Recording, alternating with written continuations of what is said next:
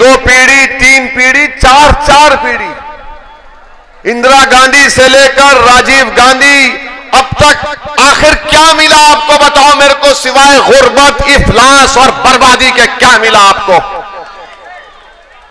फसादात मिले आपको, आपके इलाके में तरक्की नहीं हुई। मगर नहीं, कांग्रेस पार्टी क्या करेगी? कांग्रेस पार्टी के पास अगर कोई अलाउद्दीन का चिराग होता तो मैं भी बोलता उसको भी घस लो।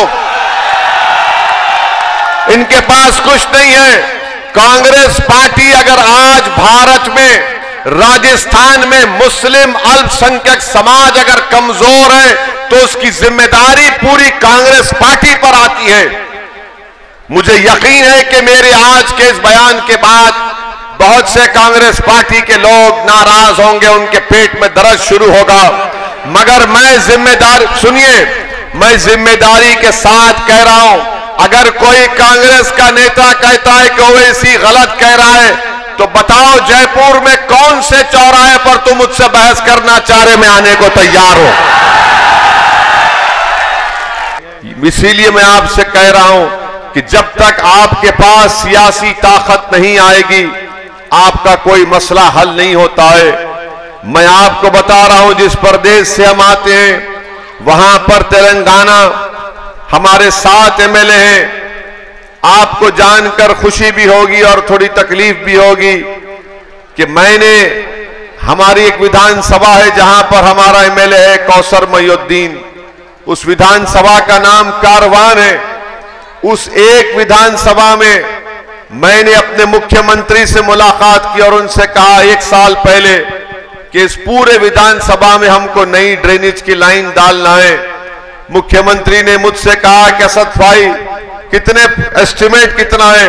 तो मैंने कहा कि सीएम साहब एस्टिमेट ये है। तो उसने देखा और 10 मिनट के अंदर मुझसे कहा कि आप जाइए, कल शाम तक हुकूमत इसकी मंजूरी का ऑर्डर आपको पहुंचाएगी। आपको बताना चाहता हूं कि पूरे कारवान के असेंबली हलके में 290 करोड़ की ड्रेनेज की नई लाइन डाली जा रही है, जिसमें वहां पर खिले गोलकुंडा भी आता है। क्यों हुआ ये? इसलिए कि वहां पर आपका एमएलए था, मंत्री नहीं था हमारा एमएलए। हम कभी मंत्री बनेंगे, मगर हमने काम करवा लिया।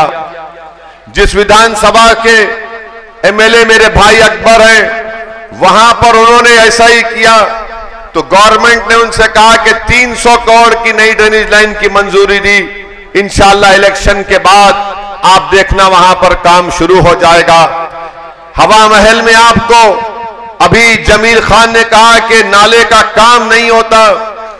हमारे पास हमारे 2-3 विधानसभाओं में आप अंदाजा नहीं कर सकते, एसआरडीपी की एक स्कीम है, उसमें हमने 800 करोड़ के नई ड्रेन लाइन में 500, 400 या 500 करोड़ के नई ड्रेन लाइन डला दिए, ताकि जब बारिश होगी तो पानी हमारे घर पर आकर नहीं ठहरेगा, मोहल्ले में नहीं ठहरेगा, पानी नदी में चला जाएगा। ये उसी वक्त होगा जब आप में शऊर बेदार होगा। अगर आप यही समझेंगे कि नहीं कांग्रेस पार्टी को जिताना हमारी जिंदगी का मकसद है, हम मर भी जाएंगे तो कांग्रेस को डालते रहेंगे, तो फिर आप तकलीफ उठाएंगे। अगर आपको यह बताया जा रहा है कि देखो चुनाव है, बीजेपी को हराना है इसलिए कांग्रेस का साथ दो, यकीनन बीजेपी को हराइए। मगर आपने बीजेपी को हराया था, आपने कांग्रेस को सत्ता दी, यहां का विधायक मंत्री था, उसने हवा महल के लिए क्या किया, अपने आप से सवाल करिए। मैं ये नहीं कह रहा हूं कि बीजेपी को मत हराइए, हम भी चाहते हैं कि राजस्थान में बीजेपी की सरकार ना बने, मगर इसका हरगिज मतलब तो ये नहीं है कि आप अपने घर में अंधेरा कर लें, आप अपने घर में अंधेरा कर लें, आप हवा महल विधानसभा में तमाम तकालीफ को उठाएं। हराइए बीजेपी को, हम सिर्फ 10 सीट पर लड़ रहे हैं, 200 के करीब विधानसभा की सीटें, आप 10 में से हमको कामयाब करिए, बाकी की सीटों पर बीजेपी को हराइए, हम आपको बताते हैं कैसा काम करवाया जा सकता है।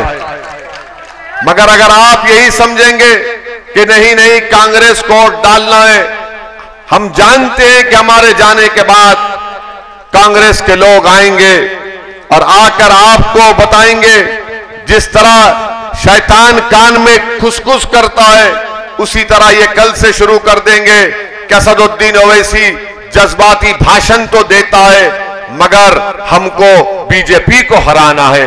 अरे बीजेपी अगर जीत रही है तो कांग्रेस की नाअहली की वजह से जीत रही है।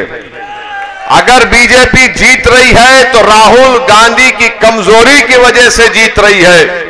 अगर बीजेपी जीत रही है तो अशोक गहलोत के घुमंडीपने से जीत रही है, मंजलिस की वजह से नहीं जीत रही है।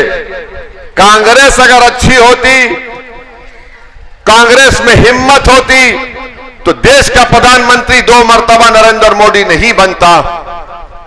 कांग्रेस में कमजोरी है, आप में नहीं है कमजोरी।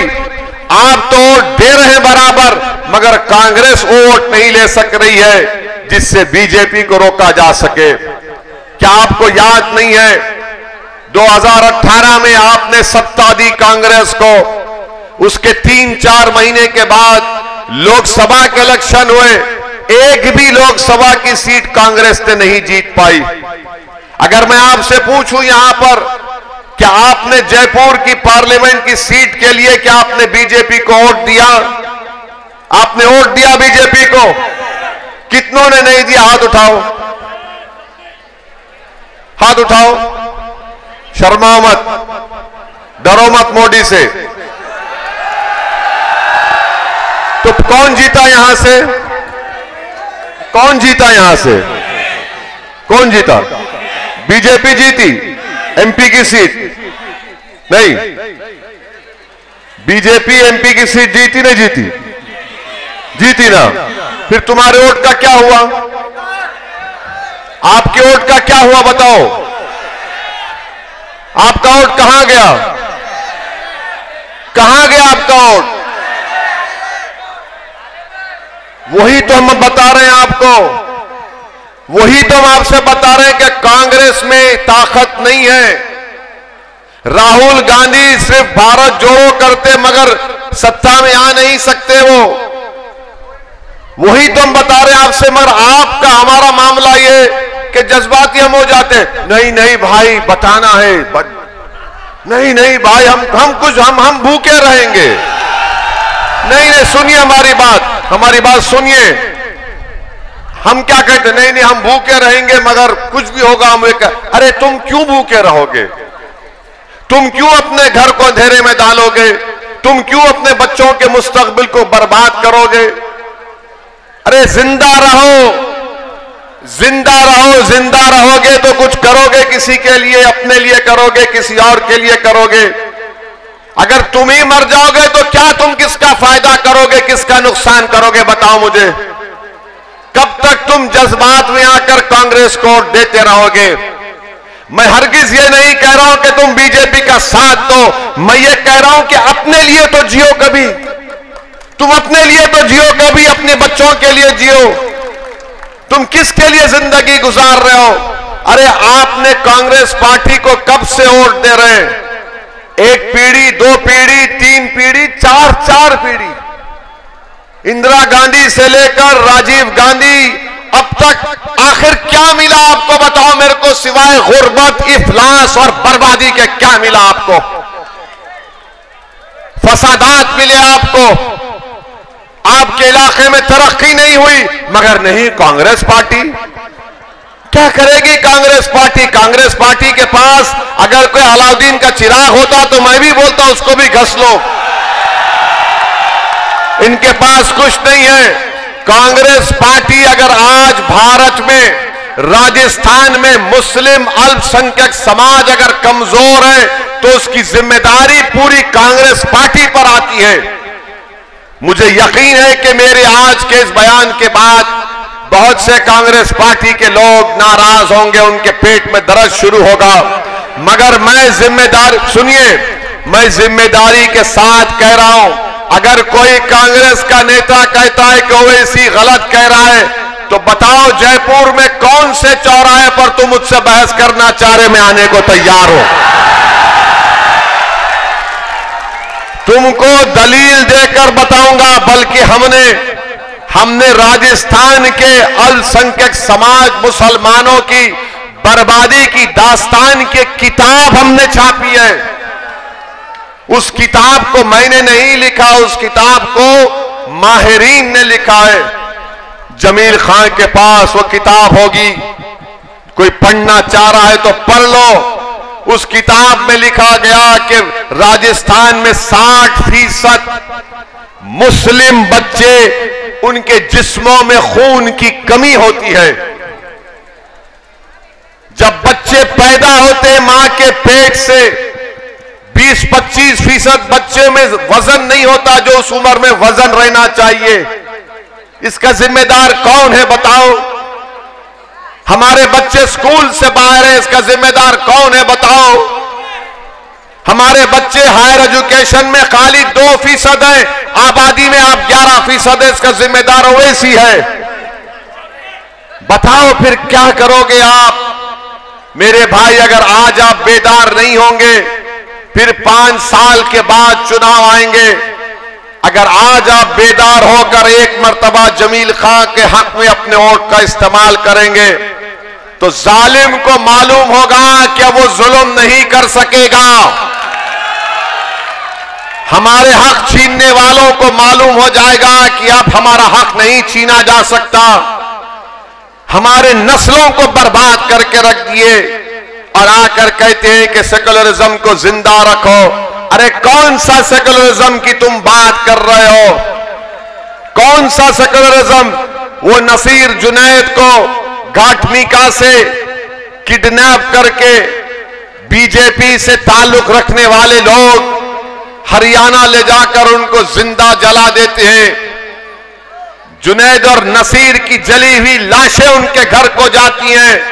तो ये आपका मुख्यमंत्री अशोक गहलोत 15-20 दिन के बाद उस पीड़ित परिवार के घर को जाकर मिलता है। ये सेकुलरिज्म है?